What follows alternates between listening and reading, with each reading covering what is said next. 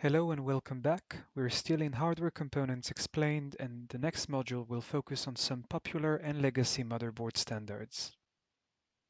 The first type of motherboard you should be aware of is the old AT standard, which stands for Advanced Technology and was first released in the 80s. The dimensions are approximately 14 on 12 inch, and those models were using the old AT power connector. The first AT version was also known as the full AT, but was later superseded by a smaller and more advanced version named Baby AT in the mid-80s. The Baby AT was widely used in 386, 486, and early Pentium PCs, but is now obsolete as it has been replaced by the ATX standard long ago.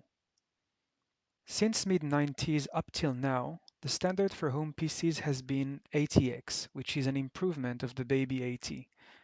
It was originally designed for Pentium 2, 3, and 4 PCs and has gone through a long history of upgrades and improvements.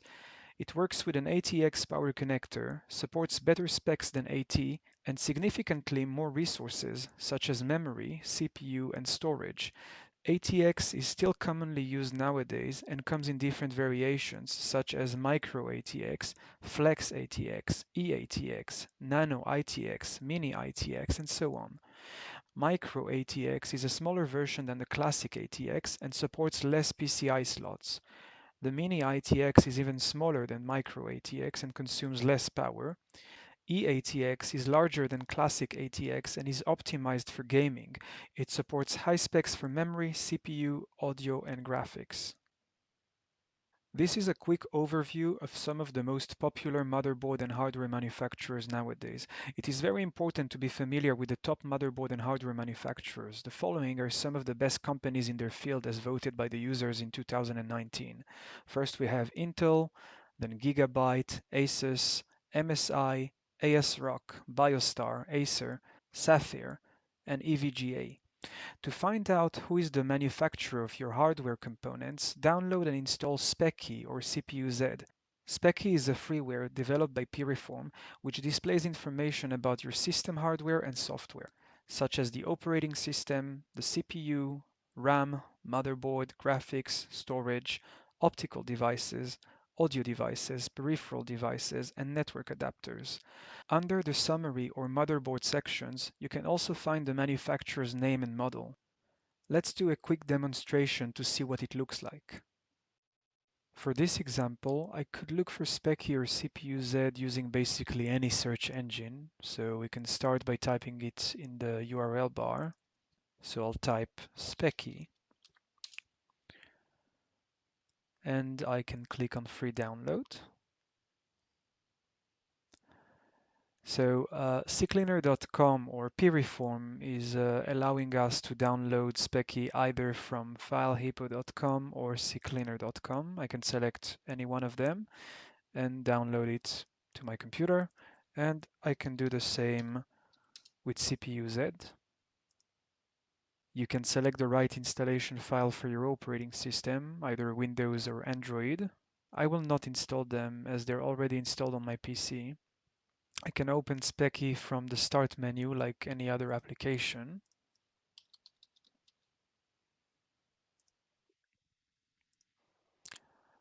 And this is what it looks like. And as you can see, Speccy provides quite a decent amount of information about your system, starting with the Summary tab, which shows the operating system version and edition, the CPU type, the memory, the motherboard model, some information about the graphics card, the storage, and even a temperature report for each component. Now, this is very important to guarantee the lifespan of your hardware, so you always want to monitor the temperature just to make sure they're not above the average. Now, if I click the motherboard tab, I can see even more details. I can see, for example, the model, which is H81M-S2V. I can see the manufacturer right here. So we can see it's Gigabyte technology. I can see the chipset model, the BIOS version, the supported voltage, and if I scroll down a little bit, I can also see the supported PCI and PCIe expansion slots. This is very important when you want to add some new functionalities to your motherboard. And I can find more information about other components by exploring the other tabs. For example, I can go on the CPU tab and see how many cores my processor has. I can see the model right here. This is an Intel Core i7-4790. I can see the CPU socket, on which we will learn in later modules. We can see the technology and much more information about the CPU, about the caching mechanism, about the speed. If I go on RAM, I can see the memory on my computer, and if I expand the slots right here, I can see more information about the frequency, the speed, the voltage, and the memory type.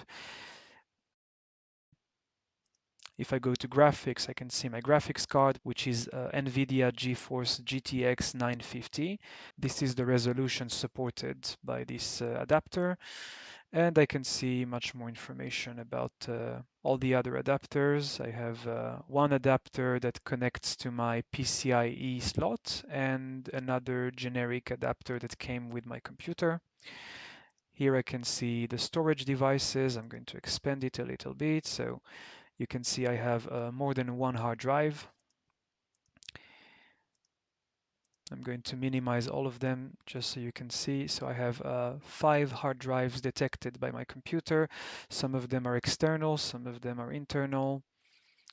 Optical drives, nothing detected.